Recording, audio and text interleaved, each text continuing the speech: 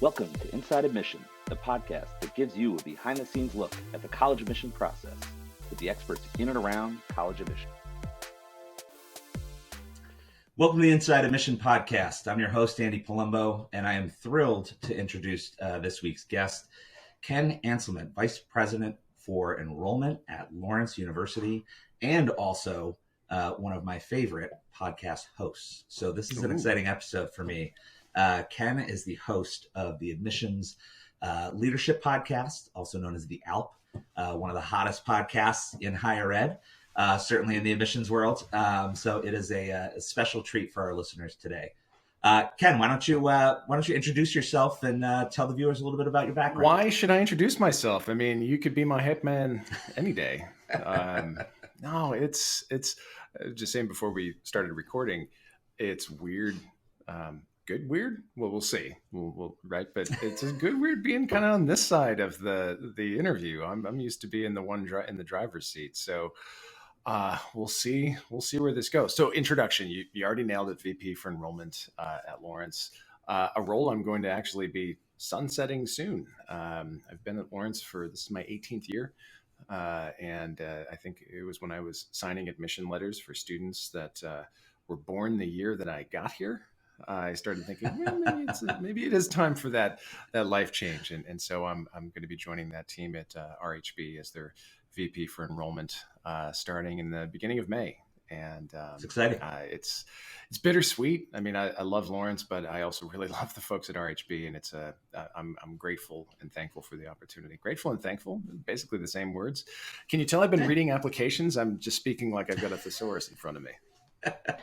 Well, that's good prep for today's topic. We're going to dive into how we review applications. So perfect. Right.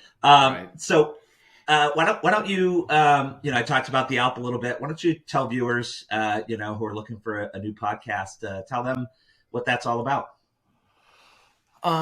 Sure. I could just say, welcome to the ALP, the Admissions Leadership Podcast, a series of one-on-one conversations with people who have been climbing the leadership mountain in college admissions. I won't do the rest, but it's a show where I like to bring in people who I admire, who have been doing really good, important work in this space, and I think we all have things to learn from them.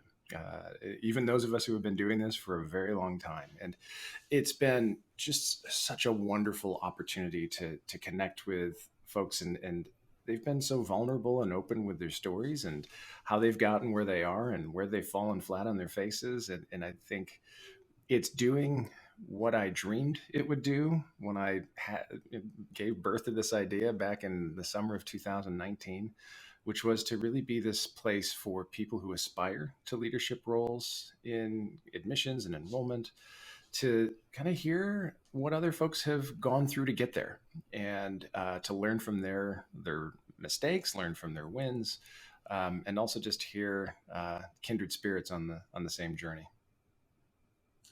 Well, the thing I love about it is, while there's some inside baseball, certainly as folks share their stories, of course, it really is about leadership. It shows people's humanity, and that's one of the things I guess I'll say I've borrowed from you is really this idea of trying to humanize this work that we do. Try to get people to understand that there are actually human beings, on the other side of this, in that admissions committee room, or maybe zooming in from their home, as the case may be. The past couple of years. And I think, we've seen during the pandemic, actually, while students couldn't come to our campuses for periods of time, we can go to their high schools. Some of the stuff we've done, online has really brought us closer to students. And so I didn't want to lose that. Yeah. And drew inspiration from your podcast and a couple others. Oh, well, thank you. I'm happy to hear that. That's good. The more folks that are lifting all of us in the profession, the better, because I don't have to tell you, this is hard and sometimes lonely work. Absolutely. And when you realize how many fellow travelers there are that stay awake at night, sweating over the same things that we're all sweating through, it suddenly doesn't feel so lonely anymore. And so I think there's strength in numbers. And for me, at least, it's been restorative.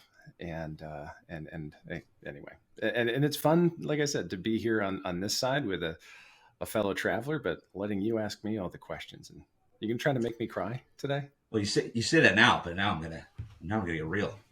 Okay, so take us back. Come home. Take us Come back home. to your own college search. Let's hear the good, the bad, the ugly. What do you remember about that?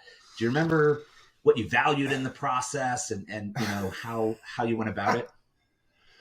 Yeah, I do. And I wouldn't recommend anybody do it the way I did. I've been trying to, I think, atone for my sins ever since then.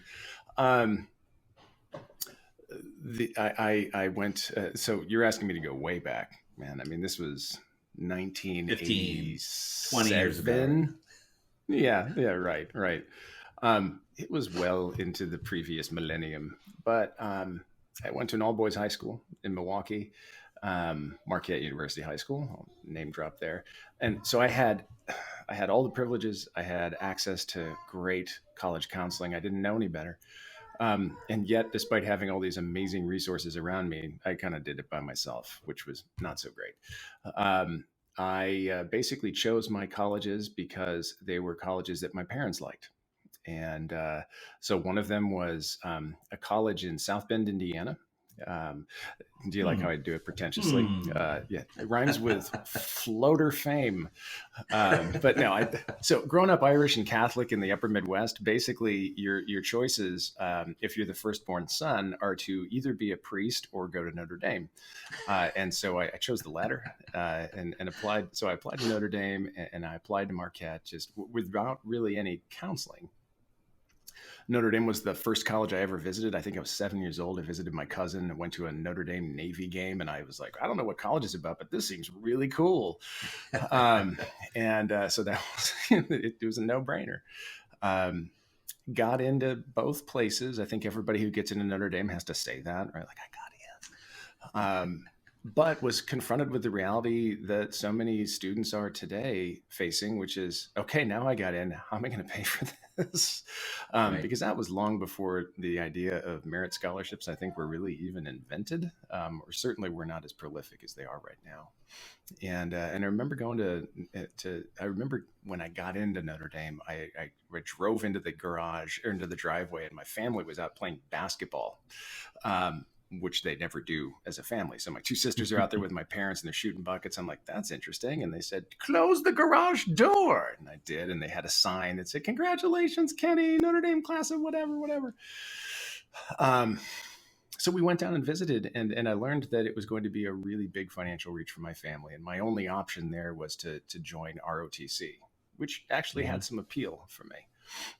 But I also took a flyer on a scholarship program that you had to apply for at Marquette. And because I overheard about it in an English class from a kid who had just submitted his application. And I submitted mine, like all good boys do, at the very last minute. And luckily enough, got the scholarship and it turned my head and ended up going to Marquette. And so it was not my first choice. And to make it a little harder, that was the year, that was 1987. So it was 1988 was my first year at Marquette. And that was when when Notre Dame won the national championship in football. And I was kicking myself. But after that, never looked back. That's too long of a story, but that's kind of how it went. Other than I had all these great advantages, didn't take as much advantage of them as I should have. But it ended well. I ended up working at my alma mater for 12 years after I graduated as part of the indentured servitude program. It certainly seems as if it went all right for you. It did. Ken, now can you recall that period after you've submitted your application, you're waiting to log into your portal. Oh, wait, we're going to the mailbox every single day, wondering, why haven't I heard back yet? And it's been 3-4 days. Many of us waited months to hear back our decisions. Do you remember what was going through your mind at that point, or how you felt as admissions officers were deciding your fate? I didn't think I was going to get into Notre Dame at all. I figured it was a long shot.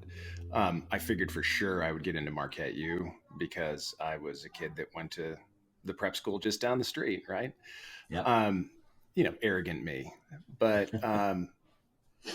I don't remember actually going to the mailbox every day to find out because I was so caught up in basketball season and track season.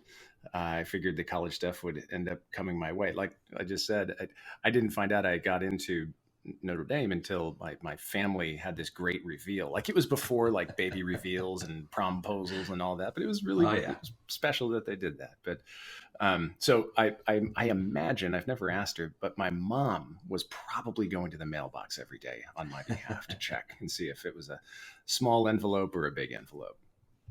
Well, parents are. But I also remember, just to put a time to this, I remember filling out my Marquette application. And it was, I think it was maybe on a 17 by 11 paper that had been, folded, and it was, put in a number 10 envelope. And you had like in an old tax form, like there was a square for every letter in your name, and I had to fill all of that out. And of course, I wanted the penmanship to be perfect and all of that. But no, I don't remember as much of the anticipation, and thank you for reminding me how old I am and really struggle with my memory right now. Happy to do that for you, Ken. Yeah, you're the best.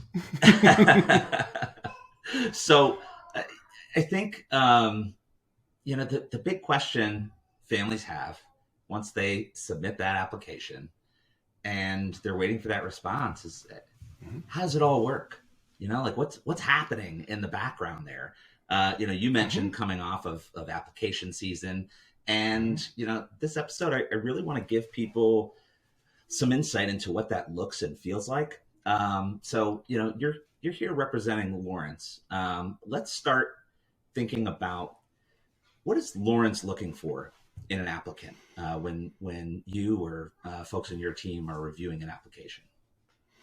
Well, we approach the process, and to be fair, we actually have a couple of different processes because astute listeners or viewers will know that Lawrence has a Conservatory of Music along with the College of Liberal Arts and Sciences, and so every student goes through an application review. But for those who are looking for a music major, they're also going through an audition process and a music review, looking at musical potential and musicianship. Sure. So when we're reading applications, we're looking for a lot of the same things that most colleges are. I'm lucky that I get to work at a place where we have a bias to yes when we're making decisions, and I'll get back to what I mean by that in a bit. I realized by working at a place, one of the colleges that change lives, I get to play the role of good guy a lot. Yeah. And I do that at our open house programs and try to demystify what the admission process is like. And I know you like to do that as well. So for us, it's trying to assess, okay, does the student have the academic chops to do what we're going to ask them to do? What kind of writers are they? They don't have to be perfect. What sort of activities are they involved with, and so on. We're not really comparing students to each other at Lawrence. We're really comparing them against whether we feel like they've got the qualifications to do the really hard work it's going to take to be successful at our school. And so whether it's an emphatic yes or kind of a, okay, we think so, and with some support, they'll be able to do what they need to do to be successful, we'll give them an offer of admission. In the conservatory, it's a little bit different, depending on the studio. We sometimes like to comment that, if you're a female voice, it's one of the most selective processes that you can ever go through because there are so many phenomenal female voices in the world. If, on the other hand, you're a bassoonist, if you can put the instrument together, you're probably a really good candidate for admission. So it'll, conservatory admission joke. But, it'll also vary based on what the studio needs are, who's graduating, and all of that sort of thing. But I talk about, being able to be the good guy. We're admitting over 2/3 of the students that are applying to Lawrence. So we're like most colleges in the country. And I used to kind of sit on a real high horse thinking like, we were doing such a good job, and shame on those highly rejective colleges for doing what they're doing. But I've developed some empathy for my colleagues who work at highly selective institutions because I've also had the good fortune of being on the National Merit Scholarship Review Committee for the past few years. And that's a whole different order of magnitude of decision making. You're going through thousands of applications, and your bias has to be to no, because you're making offers to, in some cases, 15% of the students that you're reading. So you're actually trying to find the things that disqualify a student from going on to the next level, and that's harsh because they're all wonderful. And so I have, since being on the National Merit Committee, I have come down a bit from my high horse and realized that we've got hard work no matter what kind of place we're working for. But those highly selective colleges, highly rejective, whatever you want to call them, that's tough work. Not just managing the volume, but knowing that what it represents for the human being whose application that you're reading. Yeah, and if you could reach out to one of those incredible students who you're having to say no to in that process, what would you say to them? It's not you, it's us. I don't mean to be flip about it, but it's, there are many other people who have said it way more eloquently than I could. Patrick O'Connor being chief among them. He's this great champion for students and, the vulnerability that they have to demonstrate going through the process. This is not an indictment of who you are. This is really a function of how many people, wonderful people just like you, want to get into our institution. And if we were bigger and we could accommodate you along with everybody else, we'd love to do that. But we also know that there's a college for everybody. I think there's this notion that you've got to get that brass ring college, or the one that looks really cool on the back of a bumper sticker. You're not going to put that on, but a window sticker, or your parents are going to be super excited to tell their friends about. But at the end of the day, you got to find a place that's going to fit well with you, your talents and your aspirations, and give you the things you're going to need to be successful. And the truth is, there are hundreds of colleges that can do that, and most of them you probably haven't even heard of. That's a great point, Ken. So let's move on to how you at Lawrence review an application. And so I realized I didn't answer that question when you asked it. No, we're getting to that. We're getting to that. So let's put the conservatory to the side for now. And sure. If there's something that's distinctly unique about the conservatory process, I think that would be interesting for you to add in as well, because I think that we will have some students and parents who are going through either a process like yours or maybe one that's similar. Mm-hmm. So, you had, according to the Lawrence University Fact Book, about 3,000 applications for the class of 2021. And you had just over 400 students enrolling. And so while you make the case that, you get to say yes more than you get to say no, how are you reviewing those applications? What are the how does a bill become a law? Take us through that process. You want me to sing it? You can sing if you want. Yeah. Somebody should make a sung version of how an application becomes an admit. I'm just an admit. Yeah. Okay. I'll stop there. I know sometimes you like to find out, what's how do I approach it? What's the first thing I read? And maybe it's a function of my age and how I came up, but I start at the very beginning and I just kind of want to see, okay, where are they from? What's their family look like? Where do they go to school? And then I just kind of follow through on how the Common App does its things, or, if they're applying using Lawrence's app, it's the same. We structure it in exactly the same way. How have they gotten involved? Or where have they gone to high school? Have they gone to multiple schools? Have they done summer schools or any dual enrollment things? I quickly skip past the test score part and want to find out if they've submitted. And Lawrence doesn't require SAT or ACT, and we did it long before the cool kids caught on to or had to catch on. We went test optional in 2005. That's great. And we haven't been adrift without it. Like all of our other colleagues, many of our other colleagues, I think, have been discovering. You can still make good decisions without them. But the thing I really like to dive into is what's their life outside the classroom like? How do they write? What's their story? What's the essay about? Letters of recommendation. We could probably do a separate podcast on rec letters. I mean, that's, I think, another place where the inequities in the system really come to a head. You see who's got access to people who can spend a lot of time getting to know them, and students who maybe don't even have that opportunity to them. So, I have yet to read a letter of recommendation that hasn't really recommended the subject of the letter. So there aren't a lot of surprises. And that's not to say that the work that counselors are doing in that is not valuable. It is. It always helps. But I also have to keep in mind that not everybody has access to that sort of support. Right.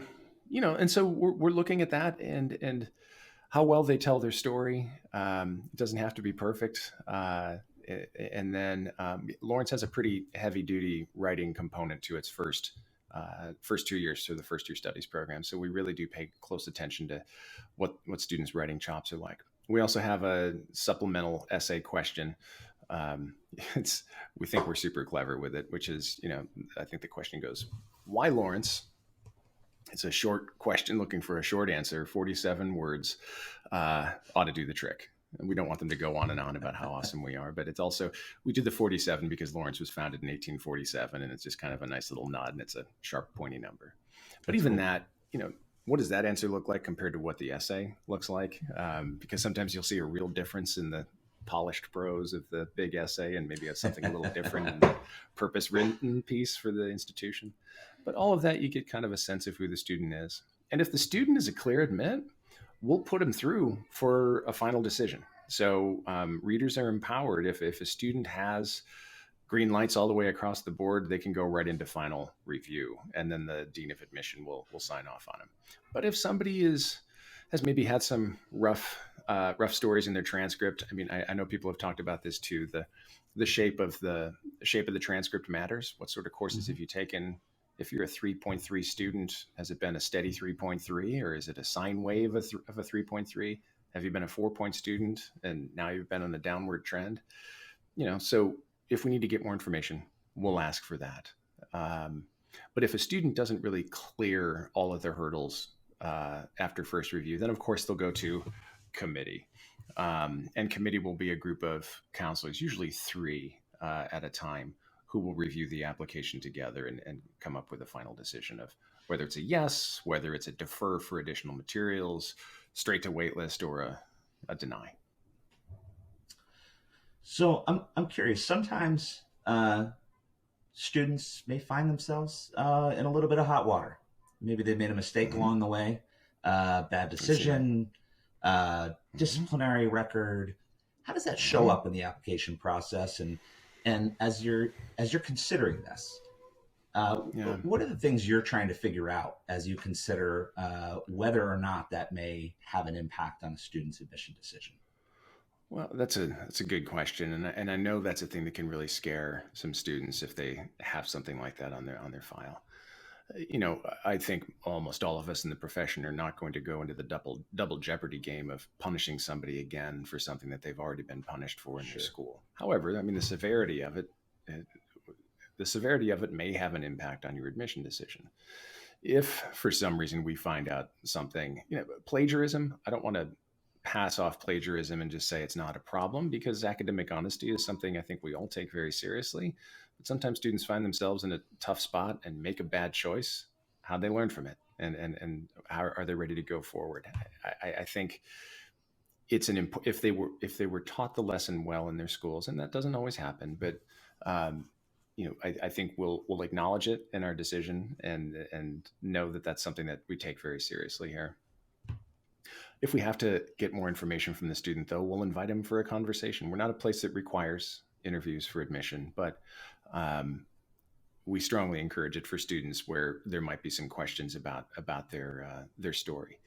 If, on the other hand, this is something that reveals that it could be a threat to community safety, I mean, it's our responsibility as admission officers to make sure we're creating an environment for all of our current students and the students we'll be enrolling to be as safe as possible. You're never going to be 100% on that because you don't know 100% of what's going on. But if you're presented with evidence that suggests that someone might jeopardize your ability to do that for your students, and we take that very seriously. And that'll actually, we just had one of those a couple of weeks ago, where then I'll convene colleagues from student life and other stakeholders on campus, and we'll all take a look at the case together and make a decision. I appreciate you answering that, because I think that is something that, I think students fear, and, it may be, that suspension from 6th grade for, Oh gosh, pushing your friend in the hallway, or, I think that who hasn't done that? There's so much stress and anxiety around this process. I mean, I think it's really helpful to understand that the admissions office is going to great lengths to understand sort of what's happened, how the student is communicating that. And I think the fact that may surprise a lot of people is, our school is the same, and I'm sure there are many others who approach it the same way, is trying to give the benefit of the doubt for students learning and developing, and bringing in colleagues from student life and other areas of the campus to help make that determination. So I appreciate you giving that answer. I think that's some insight you haven't heard here on the podcast. And we've got to, as much as we can, and I know you know this, but we've got to also check our bias at the door when we're making these decisions as well. A colleague of mine, Dan Hamron, he's our operations director, will often just say, and he's usually saying it about college basketball players, especially the teams that we root for. But he's like, these are kids still trying to figure it out. Right. And I think that's a really helpful mindset. Like, you're right. And I make mistakes. Why should I hold a 17-year-old to a higher standard than myself? Absolutely. It's really creating opportunity for learning. So yeah, we could pontificate about this one all afternoon, but I think we're on the same page on this. Well, not to take us down too negative a road, but something that's made the news the past 4 or 5 years has been a spate of colleges rescinding offers of admission after decisions have gone out very often in the summer as students are preparing to go to college for maybe behavior, online bullying, some other things that have caused this type of a reaction from schools. What is it that would cause Lawrence to take a second look? I mean, we constantly get the question: if I get a C in AP Physics, am I gonna lose my admission? I think we could all agree the answer to that is certainly not. Yes. So please, if you're listening, it's okay. Yeah. We don't want you to tank, but what are the things that would rise to that level of a discussion? Yeah. Oh man, the risk of sounding like a Supreme Court justice, it when you see it. You don't kind of go into it with a threshold and say, well, if a student does this, but even some of the examples you gave in the lead up to the question, bullying. That's going to be, I think, something that's going to require a reckoning, because if someone has a track record of that or is emerging as that, do we want to have that in our community, especially a place that is small? We've got 1,500 students and we're 100% residential. So, that could have a corrosive impact on a community. Sure. But the way we approach it, and at least the approach I have taken, was informed actually by one of my bosses when I worked at Marquette, Ray Brown, who would always give students the benefit of the doubt and let them explain themselves. And so the approach that we've been taking at Lawrence for as long as I've been there is, look, we trust there's a perfectly reasonable explanation to explain whatever this is. If it's a serious academic decline, or if it is a suspension, if it is whatever, please give us the explanation, because I think you probably know as well as anybody, folks in college admission have fantastic imaginations. And if you don't tell us what the story is, we're going to come up with a fabulous narrative that's probably not going to do you any favors. So, take control of the story and tell us what happened. Again, we're not looking to shame you. We want to understand what it is. It may mean that we're going to rescind your offer of admission, but we want to understand the nature of what it is. And there's always more to the story. There's always more to the story than what you originally hear. And so we want to make sure we're going through due diligence to give the student the opportunity, and whoever is representing their story, as much of an opportunity to give us the full picture. That's great. I like that approach. I should add, we're not cruising everybody's social media accounts to find out what they're doing. Nobody has time. We don't have the time for that. I don't know how many, maybe some colleges do hire a bunch of people to crawl the internet and find out what they're doing on TikTok and Snapface and MySpace. And I'm kidding. I'm just trying to sound old there. But I think very few of us are tracking what's going on in social media. I guess the mantra I would use is something I think I used when I was an RA back in college, which is, don't put me in a position where I'm going to have to make you explain what you're doing. That is sound advice. Enjoying the podcast? Like and subscribe to this YouTube video. You can also find us on the web at InsideAdmissionPodcast.com, and you can find and engage with us on social media, where our handle is Inside Admission on Twitter, Instagram, and Facebook. Now, back to the pod. So coming back to making the decision, so let's close it out here. Yeah. So it sounds as if at Lawrence, if everything is a green light, that reader can send that right on to the admissions dean for final approval, or it may go to a small committee before going one way or the other. That's right. Now, in a recent episode, I talked to Jay Jacobs, who you had on your show just this week. As we're recording. He talked about the idea of shaping the class, of that admissions dean or director at the end, really looking at the final consistency of the class and shaping. I'm curious, is there shaping at Lawrence? And if so, what are some of the things you look at? I mean, as I did a little bit of more research about Lawrence, I knew a lot about the university, but not really about its student body. I was blown away by the geographic diversity that you have, just the demographic diversity. So it clearly seems as if Lawrence is a place that champions students from various backgrounds, coming together and building upon one another's experiences. How does that play out in the admissions process? Yeah, that's a really good question.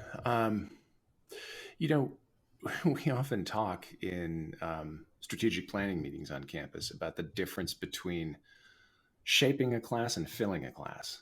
And, Lawrence is a place that we are, I would love to have 4,000, 5,000 applications a year to some degree. On the other hand, that would probably mean that we're just going to be saying no to more students.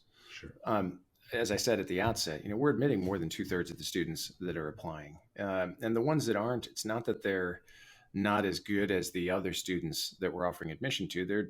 We just don't think that they're going to be able to be successful at the institution. So to that degree, we probably don't shape a class, maybe like Jay does or like some other more selective institutions. So the part of it for us is really how we recruit a class, where we go to get them. We've got our tendrils out all over the country. Being in the colleges that change lives certainly helps for that. But we've got students from the Pacific Northwest and Colorado and California and Texas and New York and all over the world. But I think a lot of that's a function of where we have built relationships in the past. And this is a long windup of saying we're not shaping a class as much as I think the class shapes itself by where they come from and how they choose a place like Lawrence. Again, one of the reasons why I get to play that role of good guy, because most of the students who come to Lawrence in the first place aren't casual applicants. They know what they're getting into, and they know that it's when you get all the way through to a small liberal arts college, those generally aren't going to be casual applications. You go through a discernment process as a student and look at sort of a basket of schools, I think, that fit with what you're thinking about. So, we're lucky, not just luck. It's taken a lot of hard work to get there, but to build the applicant pool of students that are really capable of doing the work in the first place. Does that make sense? Yeah, absolutely. Thanks for bringing us through that, because I think, on online forums and popular media, we're constantly barraged with messages of college admissions decisions don't make any sense anymore, and it's a coin flip. Some places, who's going to get in, who's not, and it's a minority of places. The vast majority of colleges and universities in the United States operate very similarly to Lawrence, and I think that's a great thing, and I think that more people should be aware of that, because I think that can help reduce some of the unnecessary stress and anxiety in the process. One of the things I'm going to miss when I ride off into the sunset, or the sunrise, I should say, but, is to be that person every time I'm in an auditorium or a classroom and I'm in front of students that are just coming into the process, to play a game with them that I learned from Marty O'Connell, who used to be the executive director at Colleges That Change Lives. And it's just a wonderful, wonderful human being, and played a big role of helping me learn what liberal arts colleges like Lawrence were all about when I first started. But she would go through and tell a story, something like this. And I do the same sort of story, which is, I'll ask students, all right, there's about 2,000 four-year colleges and universities, not for profit, in the US. What percentage of those colleges do you think admit more than half of their applicants? And it becomes like this auction, right? And it usually starts in the low double digits. And then, you know the answer, right? I mean, it's 80%, roughly 80% admit more than half of their students. And I think the average acceptance rate's like between 60 and 63%, something like that. Yep. According to NACAC's data.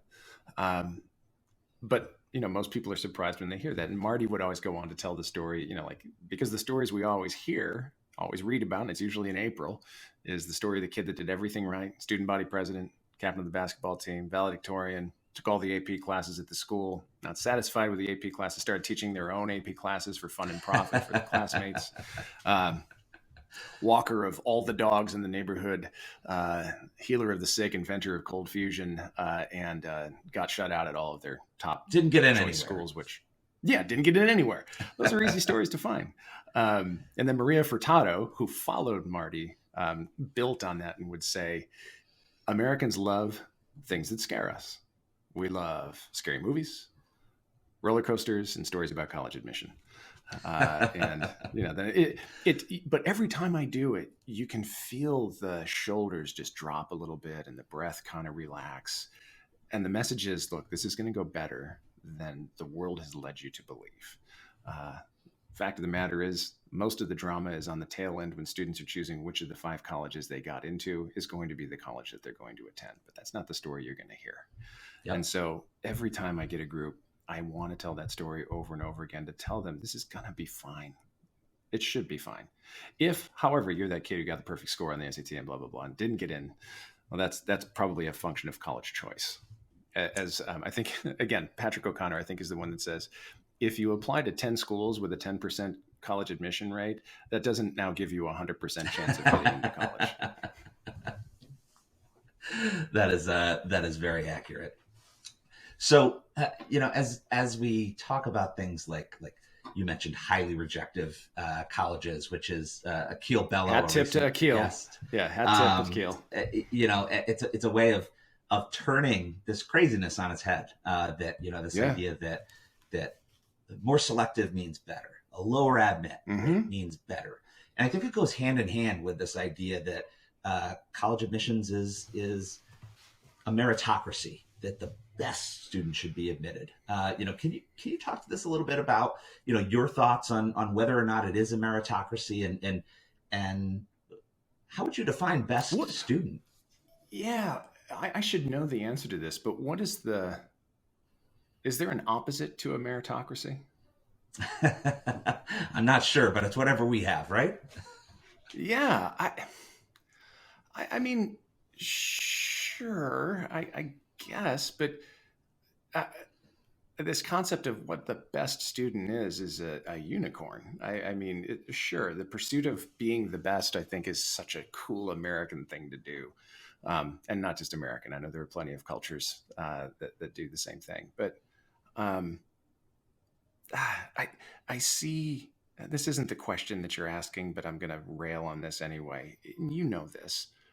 I mean, so many of the kids that are coming to our colleges now are out of gas because they're trying to be the best rather than kind of be the best versions of themselves.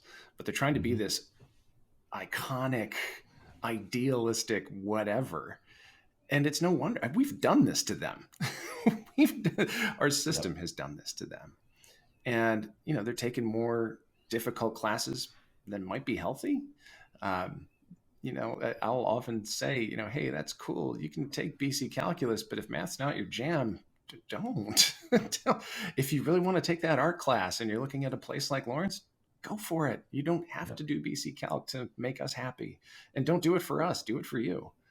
Exactly. So this concept of the archetypal best, I think it gets us in a lot of trouble. Is it a meritocracy? Yeah, I think because we continue to reward that. I think it's a system that rewards a lot of the same sorts of things that it has always rewarded, and a lot of it goes hand in hand with wealth and privilege, Mm-hmm. which isn't So, necessarily meritocracy. that's not always earned by the student. But also, there are some wonderful kids who come from wealthy and affluent backgrounds who I think do a great job of acknowledging that, and also acknowledging that they still have a lot to learn. And so I don't want to take students that have all the advantages and cast them aside, because I think that's doing the same kind of disservice we do to students who we ignore because they don't have access to the things that maybe those students do. So it's on us, I mean, I think, to be as countercultural as we can. Again, I get to say that working at a place like I do, and I recognize that can be a little more difficult at places where you have to admit 10% of your applicants because you can't pack that many more into your classrooms. So that's not an answer, Andy, but so let me climb down off my soapbox just a second. Oh, get back up there. I'm teeing you up. Okay. So you've just been appointed college admissions czar. You get to redesign the college admissions process from scratch. Yeah. Mm-hmm. What does it look like? Oh, wow. Well, I'll probably cite my source here. I know John Bockenstad often talks about the using the matching system, or someday, and recognizing some of the audience for this show, this could be a threat to our work, at least in terms of selecting a class. How much of what we do in the college admission process is because the really, really good schools, the quote, really, really good schools do it? How many colleges really do need letters of recommendation? How many of us really need an essay to make a decision? How many of us really need an interview to make a decision?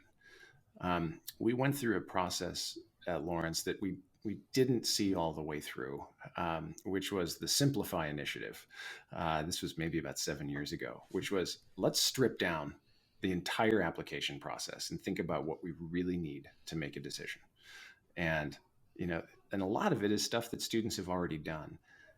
Lawrence isn't a coalition school, but there's some, I get the concept of the locker, that whatever students are doing in school can form the body of the work. And it's up to us then to figure out how that fits with our institution.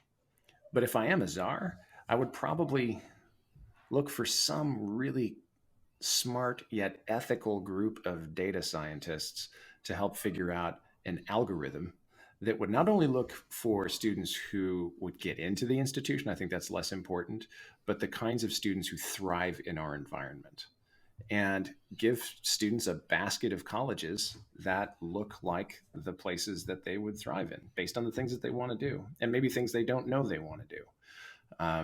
So it's, maybe it's like Pandora or Spotify or some sort of playlist for colleges, but you get your list of schools that look good for you, and I get a list of schools that look good for me, and I don't have to worry about which one I'm getting into because I know there's 6 of them that are a good fit for me, and they all want me. What would that world look like? It, of course, would mean that the culture that they graduate into on the other end would also have to change what it values, and not just fall for, oh, you went to X college? Oh, well, they're there. It's, so if I'm an admissions czar, I also have to have the ability to change the entire society into which we'll be graduating our students. Can I flex that, Andy? Granted. Yeah. Okay. Thank you. Well, I appreciate that. I sort of threw you a curveball there, but I think it's really helpful for folks to hear some of the things we grapple with, and some of the things that we ourselves see as, maybe I don't think any of us. Do I hear little people there in the background? You do hear little people. We are very authentic here at the Inside Admission podcast. That's awesome. So after 3:00, we have potential special guests left and right. So. Perfect. That's the best. You mean college applicants starting the really early decision process? So I think it's funny. You mentioned the fact that we as college admissions professionals help perpetuate this, and we do create the system that perpetuates stress and anxiety among students. And I heard something from a faculty member when we were having a vote to adopt a test blind admissions pilot for 8 years at WPI, which was successful. And a faculty member stepped up. We had provided all the data that showed, as that students who don't submit test scores achieve at the same level as students who do. And we've been test optional for almost a decade. So we had that. We had the fact that it aligned with a lot of our institutional values. But the thing that stopped me in my tracks was, professor about my age, late 30s, early 40s. And he said, I have a 5-year-old at home. And this is such an exciting discussion because I just think, imagine if 10, 11 years from now, she doesn't have to worry about this stupid test. And that maybe she can spend that time reading, playing with her friends, literally doing nothing. Wouldn't that be a better world? Being a kid. So, exactly. And so, I think that that's a lens that I see more and more admissions professionals taking to our work. I think that, far more than a decade ago, I see a lot of college admissions offices really pushing proactively for change. And in some cases, college presidents or faculty themselves coming to the admissions office. And so, I think there is hope for some of the types of things that, you've looked at Lawrence and that many other colleges are looking for. And, to bring it back to your idea of matching and of identifying who would thrive in your environment, I think we really need to move away from the cookie cutter process, which follows the school that's perceived above our institution in the pecking order. And we need to look within ourselves. We need to look at our mission and our values and our goals for the future and select the students that fit that. And I think that, the more we do that, the better the outcomes are for students and the better the outcomes are for our institutions. So any of our colleagues who are listening, mission-centric admissions, it is the way to go. Yeah, agreed. And well put. So, I think we're getting close to wrapping here, Ken, but I do like to close out. I know. You don't want to go off and have dinner on a Friday night, right? So I really appreciate you spending so much time with me. This has been this is fun. A lot of fun. No, this is fun. Thank you. So I do like to finish, with just one or two things for students and parents to take away. But before we get to that, is there secret information that you have about college admissions, something that parents and students don't know that you haven't already shared? You've shared a lot. But is there anything out there that you want to share with them that you think would help them navigate this process a little bit better that the average person just might not know?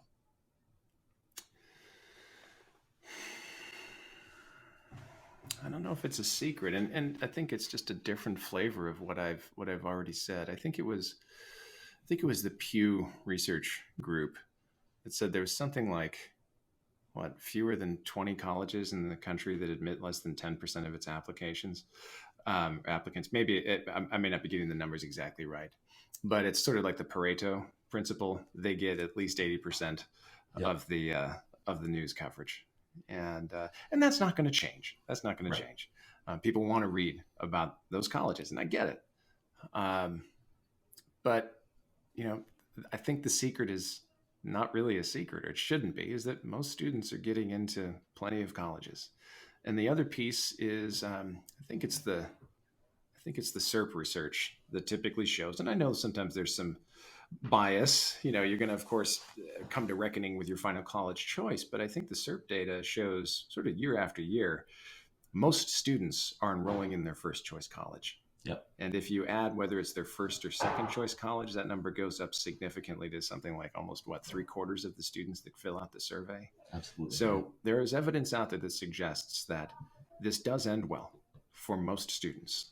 And if you have help in choosing a group of schools that will look for who you are and respect the things that you're interested in and see that there's a place for you in their school, you're going to be great. You're going to go far. And don't worry about what other people think about your college choice, because it's your decision and you get to live that life. Not a secret. It's more like, and that's one to grow on. But I think that's the secret, which is that most of us are saying yes most of the time.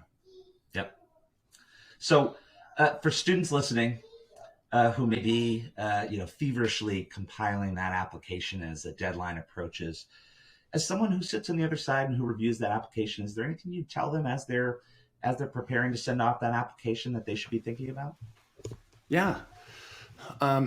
This will sound cheesy. This will sound like Coach Ken stuff, but we're looking forward to meeting you. Because that's really what it is. It's an opportunity for us to meet each other. You get to rehearse everything you're going to say before you send it to us, but then we get to silently sit back and absorb who you are and learn as much as we can about you. And that's when we stop, we, the admission readers and decision makers, when we stop and think about what that really represents, it is an honor and a privilege for us to be able to do so. It's hard work. It burns us out, but it really is a privilege that we get to do that so many times for so many people. Well said. And the final question for parents: we want what's best for our children, but there's a line. Speak for yourself. There's a line. What would be your do's and your don'ts for parents who are assisting their child through the process? Do listen to them if they're talking to you. Do pay attention to what they really do get excited about. Listen to what their fears are. Listen to your own bias and favorites and how that may play on things. You got to be, of course, realistic about the degree to which you can support your students' interest in a particular college based on the financial aid that school might represent for you. But as long as you can and as much as you can, be an idealistic realist and be a coach for those kids.